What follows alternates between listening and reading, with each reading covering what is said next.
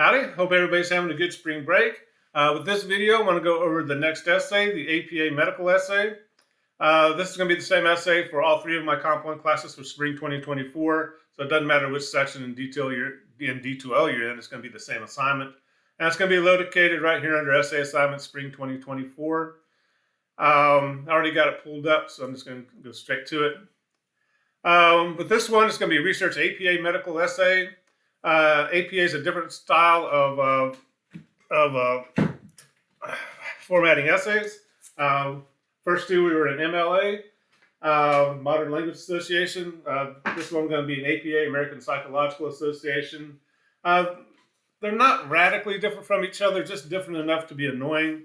Long quotes, short quotes, summary, and paraphrase are pretty much the same in APA. But the citations, the in-text citations are a little different. And then instead of a works cited page, you have a references page where you list all the sources in your essay. And those are formatted a little differently. But I'm going to show you, there's some neat tricks that we're going to be using. We're going to find that out with the next video where I go over the journal entries and annotated bibliography. But try not to freak out too much. If you're going to go into sociology, psychology, or the medical field, which most of you are, you're going to be using APA format. You should know how to do that before you get to those classes. So that's why we're giving it the old college try with this essay. But overall, you're going to write a 1,300 word minimum narrative research essay. And generally, word count's not a problem for students with this. You got to find the right topic. You got to narrow that topic down so you can develop a good essay with good detail and everything. So don't get too worried about the word count. If you run into problems, then you need to contact me and say, hey, I got 800 words and I think I'm done. Then we'll take a look at it, right? But generally, it's not a problem. In fact, generally the problem is students going over the word count, way over the word count. So we want to be careful there too. But it's going to be a narrative research essay discussing the experiences of someone you know with a medical topic of your choice. And again, it's in APA formatting. This someone you know could be yourself. In fact, quite often it's easier to write about yourself because you don't have to interview yourself to figure out the information, right? But you're going to be telling someone's story and putting the research with the medical issue and inserting the research into that story. So it's not just going to give me a research paper on breast cancer or something, right? You're going to tell someone's story and tell their story with breast cancer and put enough research in there so it makes sense. And you can get into good detail about what's actually happening with someone's body. The word count doesn't include the title page, abstract page, or the reference page. You'll see more about that when you do the journal entries. But if you think about a medical issue, generally a problem with some kind of issue is a bit of a process, right? You start off kind of happy, healthy, normal, then you start getting symptoms, then you go to the doctor, get diagnosed, then you get treatment. The treatment works or it doesn't. You might have to get more treatment. Then you kind of get a future prognosis. Did the treatment work? Is it just something like dementia doesn't have a happy ending? The future doesn't look bright, at least not right now. You might get into what the research is starting to show. Then you might end your essay with some kind of call to action. Do we need more funding for research for the problem? If you're doing your Uncle Joe's lung cancer and he smokes 3 packs a day, they might say, hey, maybe lay off the smokies, right? But it kind of depends, and everybody's essay is going to be a little bit different. And as you're thinking about this doesn't have to be a life or death medical issue. I've had good ones on teen acne, peanut allergies, non-lethal peanut allergies. You can go into different things like anxiety. In fact, I get quite a bit of those, particularly in dual enrollment courses. Those students are much more open about talking about those kinds of issues. So it's a lot to think about. You may have to go through a couple of possible topics before you land on the one you really want to write about. And that's what one of the journal entries is going to cover as well. But it should not have any kind of 3-point thesis here. We're going beyond that 5-paragraph format. At least half of the word count should consist of that person's experience. The other half will be the research. Again, you're telling someone's story. That's how you're going to begin the essay. My Aunt Susie was a happy, healthy person. She's like this, she did that, she did that. Then all of a sudden something started happening, right? And again, the different stages kind of depend on your topic. Generally, if you have an ACL tear, You jumped up to get that soccer ball and land and pop, and that's it. That's all your symptoms.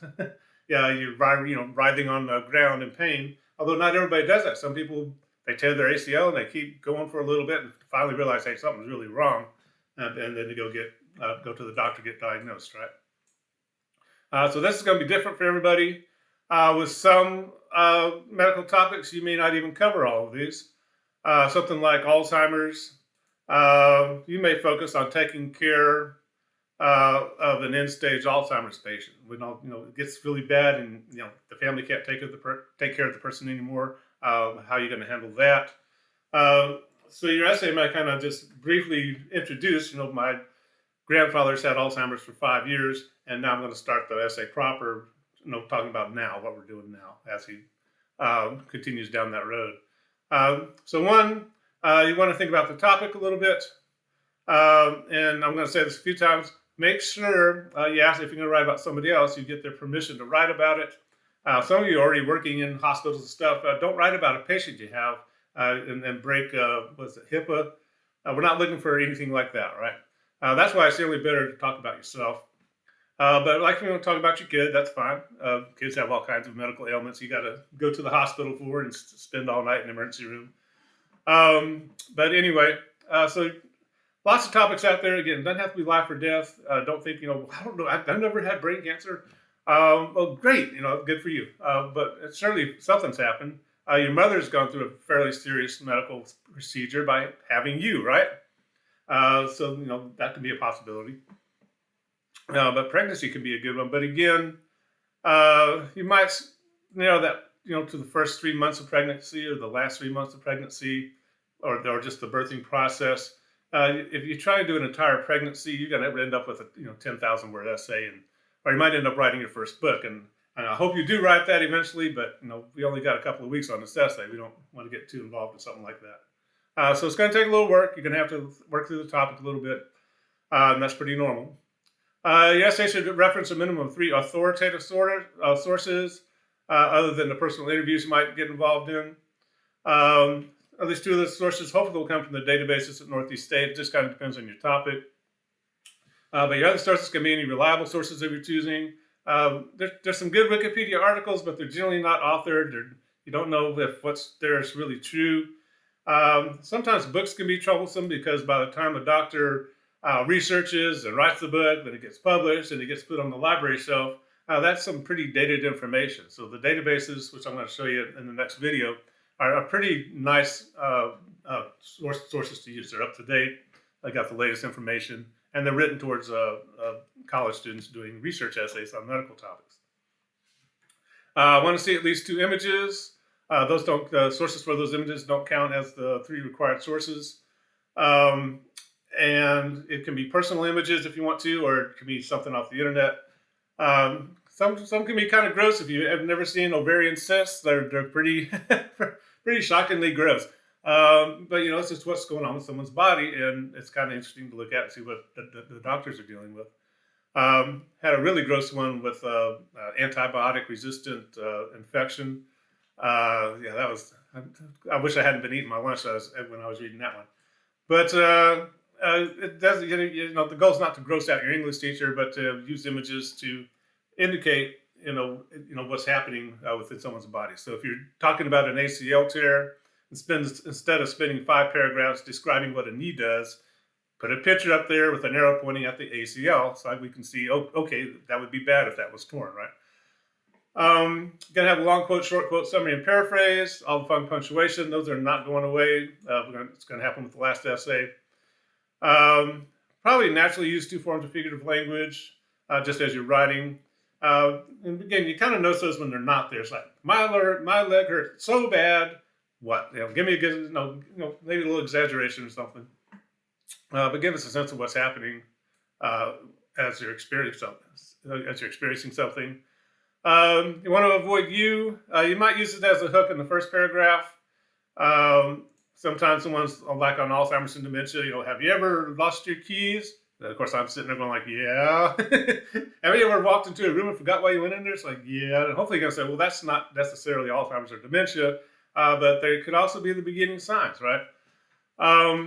So that might be a good hook to get someone interested in the essay. No it, no got and get. Start avoiding to be verbs a little bit, is and are. It can lead to some awkward writing and some awkward logic. You know, God is love, love is a battlefield, therefore God is a battlefield, right? The use of is and are constantly can create some problems in a paragraph. But again, the essay is going to involve process and comparison. And that's where that's how you're going to get your word count. And again, you may not cover all these steps in your essay once you narrow the topic down. But you're also going to be comparing what the person is going through with what the research says.